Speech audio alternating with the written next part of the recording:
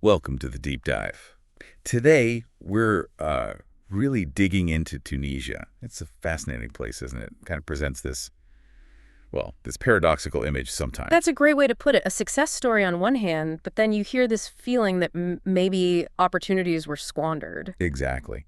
And, it's 60th anniversary of independence. It seemed to pass pretty quietly. And the quietness is telling, I think. It really suggests just how much things have shifted over time, doesn't it? Absolutely. And we have to remember, Tunisia is ancient. I mean, genuinely one of the oldest nations in the Mediterranean basin. Right. You've got these archaeological sites, 3,000-year-old ruins.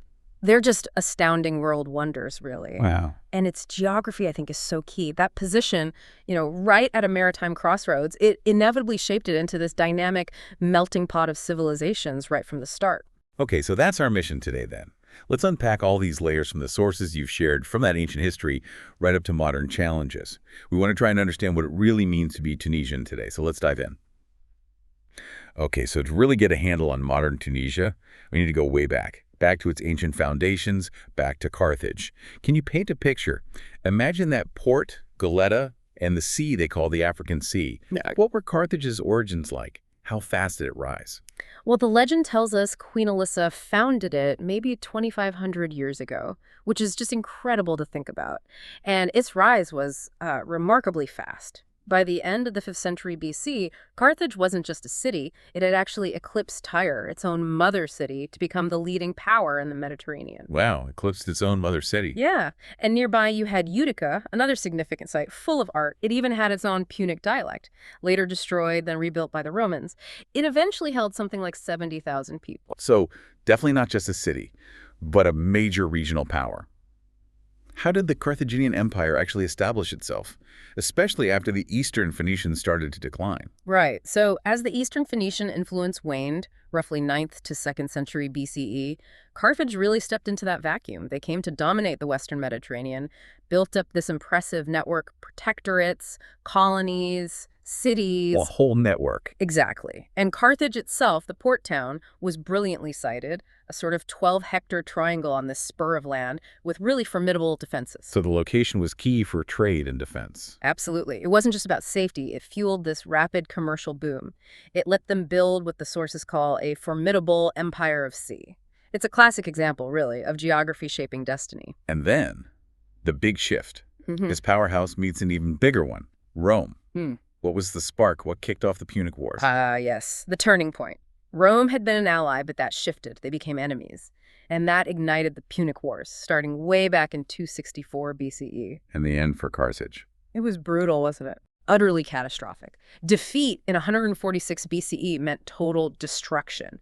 And this crippling tribute, 10,000 talents, an almost unimaginable sum back then. Its territory was just absorbed into this incredibly wealthy Roman province, Africa. And Hannibal Barca, everyone knows that name. What was his part in all this, and how did it ultimately play out? Hannibal, yes, the legendary general. He fought brilliantly against the Romans, but, ultimately couldn't stop them.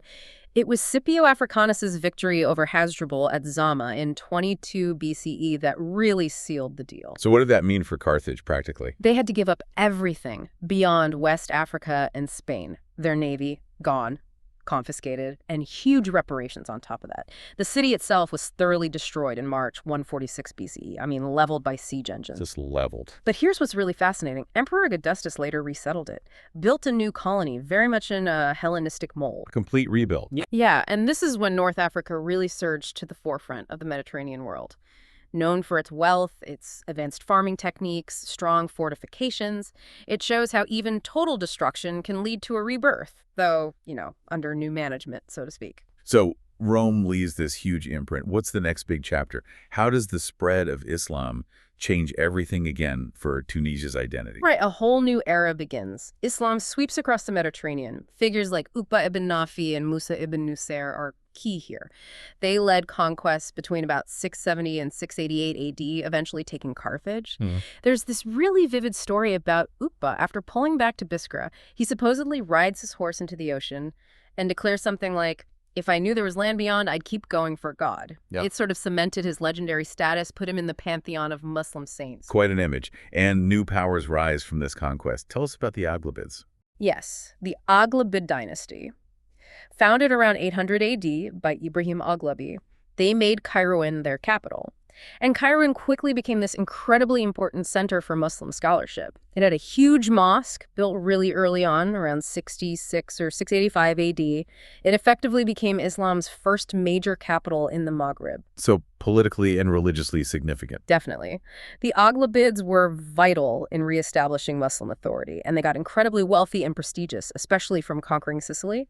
That conquest really boosted the coastal cities, turned them into these great marinas, buzzing with trade.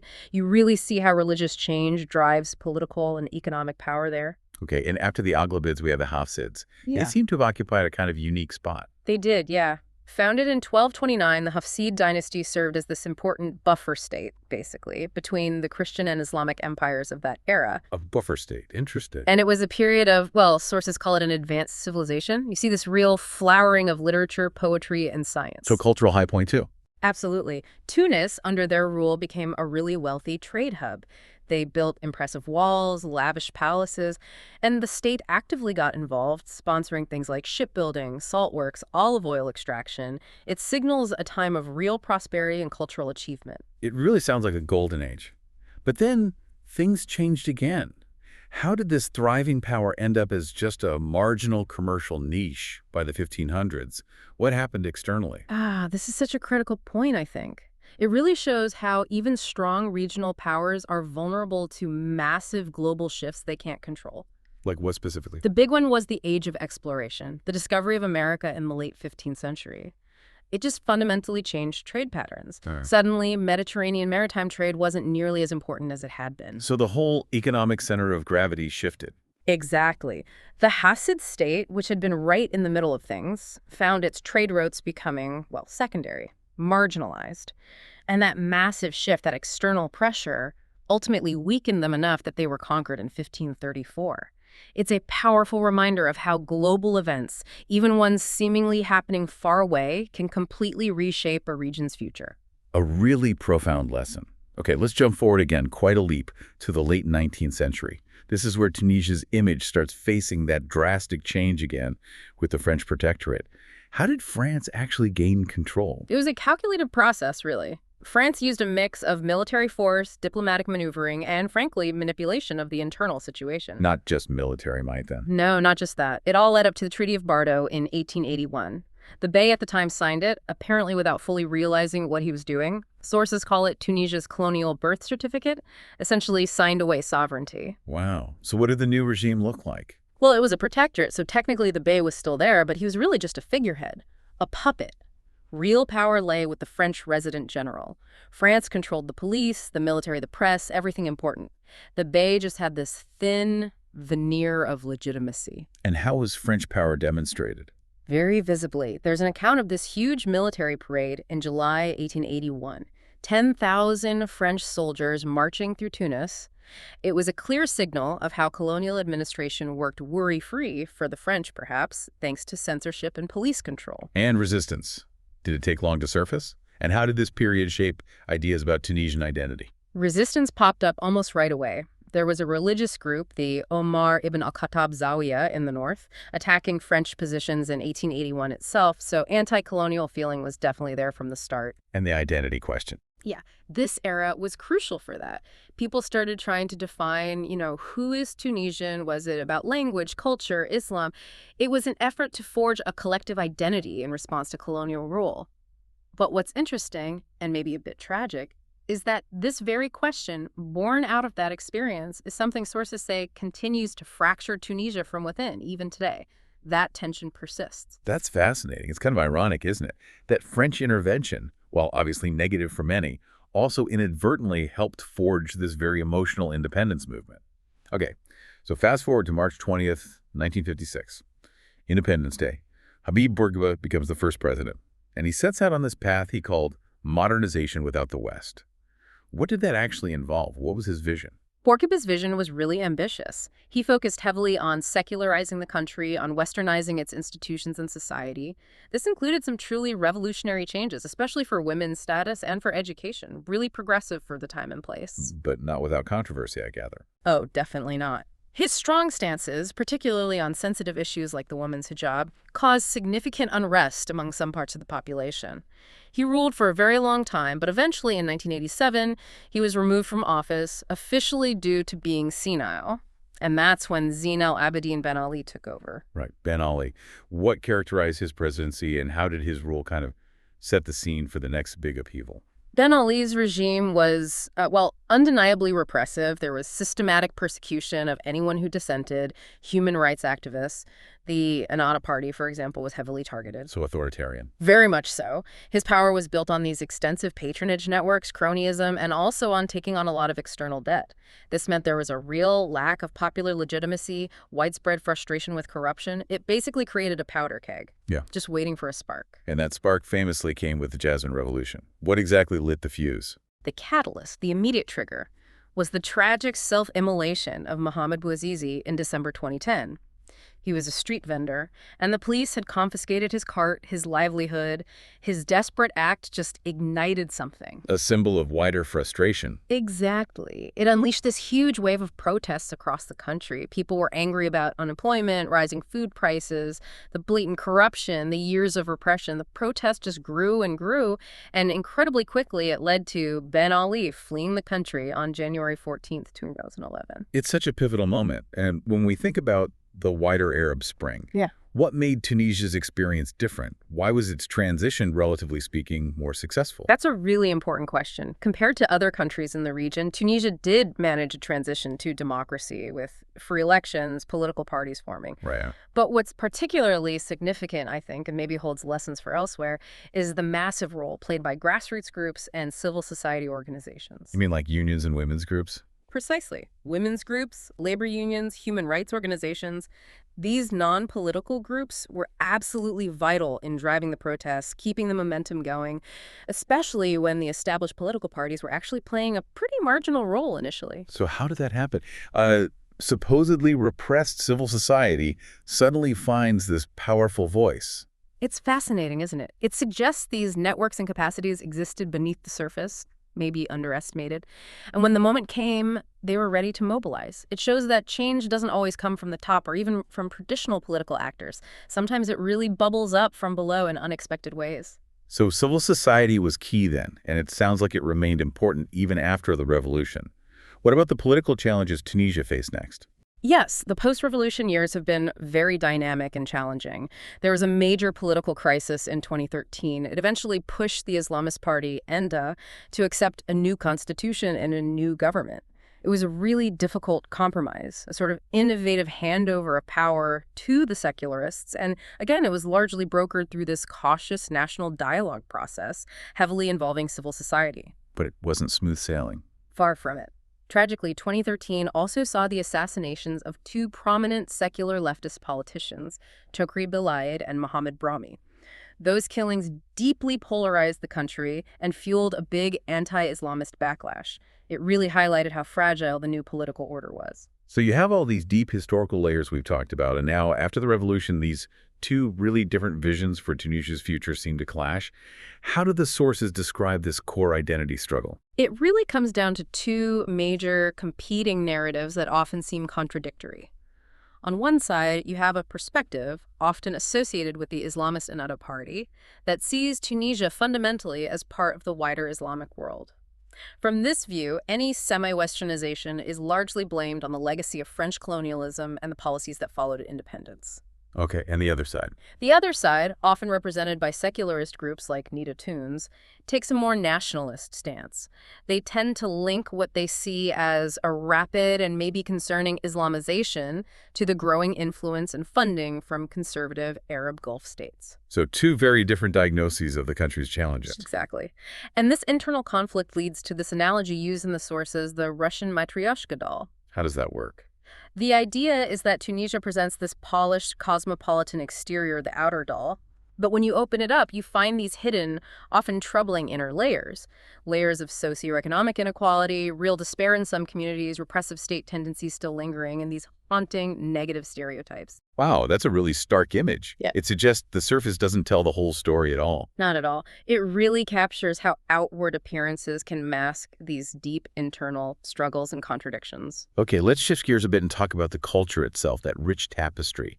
Beyond the politics and history, what defines that unique blend of Arab and Mediterranean influences? Well, Tunisia's cultural heritage is incredibly vibrant, and you see that mix everywhere. Think of the amazing archaeological sites, Carthage, of course, but also Dugga, Elgin. They're just breathtaking. Right. And then there's the Islamic architecture. Mosques often have these unique features, distinctive designs that really embody the country's specific heritage. And you can't forget the old Medina of Tunis. It's like stepping back in time, a living museum of its long history. And language. How has history shaped what people speak and write? The linguistic story really mirrors the history. Berber, which is this ancient Afroasiatic language, was the main language for centuries. But after the Arab conquests, Arabic gradually took over. So today, Tunisian Arabic, which they call Derja, is the main spoken language you hear day to day. It's thriving, actually, in literature, TV, music, all sorts of arts. But isn't modern Standard Arabic the official one? It is, yes. Modern Standard Arabic is what's used in education and formal settings. And this creates a bit of a challenge. It can impact how well students grasp things taught in MSA and maybe even affect the development of arts in Derja sometimes. Interesting tension there. Yeah, and meanwhile, maybe surprisingly, French literature produced in Tunisia actually kept growing steadily even after independence. So you have that layer of influence too. Okay, let's talk about something universally loved food. Tunisian cuisine. Yeah. What makes it stand out? What's in that melting pot? Oh, Tunisian food is fantastic. And it really is a reflection of its history. You taste the Berber roots, the Arab influences, Turkish, definitely French, some Italian. It's all in there. What are the key flavors? It's known for being quite bold, actually. Lots of peppers, especially harissa. Generous use of olive oil. They produce amazing olive oil. And spices like cumin, coriander, caraway, cloves. It gives it this really distinctive, warm, flavorful profile. Sounds delicious. Anything surprising about it? Well, maybe surprising if you know other North African cuisines. Couscous isn't necessarily an everyday thing like it might be elsewhere. It's often reserved more for weekends or special occasions, family gatherings. Ah, okay. But yeah, the cuisine is a real journey from things like brick, that crispy filled pastry, or moukia stew, to seafood influenced by the French coast. It's incredibly varied. So we talked about geography being key earlier. That rectangular shape, the plateau, the mountains, obviously strategic. But what about the people themselves? The demographics, especially regarding the Berber origins? Right. Demographically, most Tunisians today identify as Arab or Arab Berber. Before the Arab conquests centuries ago, the population was overwhelmingly Berber, maybe 90%. But because of that long process of Arabization, today it's estimated that less than 5% of the population actually still speaks a Berber language. Wow, that's a huge shift. It is, and it raises a really fundamental question, one that many nations with similar histories face. How do you balance this incredibly diverse historical identity, shaped by waves of different peoples and cultures, with the modern impulse towards, well, a more unified or homogenized national identity? It's a core challenge. A real balancing act. Now, turning to the economy, you mentioned democratic progress has kind of cooled off. But how has the economy itself been doing? Has it managed to adapt? It's been a mixed picture, really. The economy has evolved steadily in many ways. Tunisia has often made sensible policy tweaks, trying to leverage its location near Europe, those fateful geophysical endowments. And it's generally maintained a relatively stable climate for foreign investment, which has helped. What are the key sectors? Agriculture is still very important. Tunisia is actually the world's leading exporter of organic olive oil, which might surprise some people. Also big in things like dates, roses, jasmine, and textiles have traditionally been a major industry too. But there are challenges. Oh, absolutely. Persistent ones. Galloping unemployment among young graduates is a huge issue, a major source of frustration. And the vital tourism sector, which employed a lot of people, took an absolutely massive hit after those terrible terrorist attacks in 2015. It's still recovering. So vulnerabilities remain. In trade, historically, it was this unique bridge. How does that play out today? It still has that strategic location, yes, at the crossroads of Mediterranean routes. But despite that potential, sources point to a persistent wealth gap. It seems linked to not fully utilizing its labor potential, land resources, and maybe unfavorable trade conditions in some areas. And it's quite striking that trade growth with Northern Europe has significantly outpaced trade growth within its own southern Mediterranean neighborhood. That suggests this definite tilt in its economic orientation and maybe missed opportunities closer to home. Okay, so looking towards Tunisia's place in the world, its foreign relations, its future. After World War II, what path did it take politically and economically?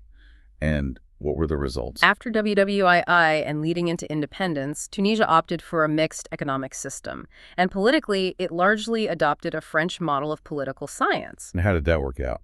Well, the intention might have been progress, but according to some sources, it unfortunately resulted in what they call a pseudo-democracy. A system that looked democratic on the surface, perhaps, but in practice tended to suffocate real pluralism and sometimes civil liberties. And relations with its neighbors. Libya, for instance, sounds particularly tricky. Extremely complex, yes. There are incredibly deep historical and cultural ties between Tunisia and Libya. People, trade, families crossing the border for generations. But since the removal of Gaddafi in 2011 and the instability that followed in Libya, well, it's become much more precarious for Tunisia. How so? Increased instability, weapons flows, refugees, and there were even assassinations carried out in Tunisia that were attributed to armed groups coming from Libya. It really underscores how regional volatility directly impacts Tunisia's own security and stability. It's a constant worry. So since that 2010-2011 revolution, we've talked about the democratic transition facing hurdles. What kind of international support is seen as necessary now? The democratic transformation, as it's called, is definitely ongoing, and it faces these major headwinds. Yeah. Political violence, social divisions, serious economic hardship for many. So there's a clear consensus in the sources that continued international assistance is really vital. What kind of assistance specifically? Help with building democratic capacity, strengthening institutions, rule of law, support for legal development, and crucially, help with economic growth and job creation. The EU is seen as a key partner, along with individual countries like Germany, the USA, France, and also Qatar has played a role. They're all seen as important for helping Tunisia navigate these challenges. So if we bring everything together now, we've traced this long history, these multiple profound identity shuffles just within the last 60 years or so.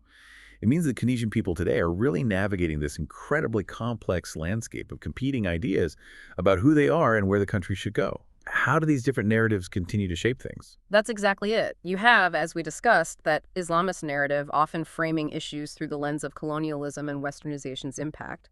And then the contrasting secularist view, often pointing to external influences like Gulf money when discussing trends towards Islamization. These are powerful competing frames. And amidst all this, what about Tunisia's potential?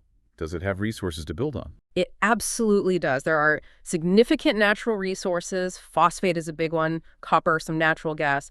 And importantly, it has quite advanced national institutions in some areas, especially regarding women's rights, like reproductive rights. It's often cited as a leader in the Arab world and Africa on that front. But there are demographic pressures, too. Yes, that's a major factor.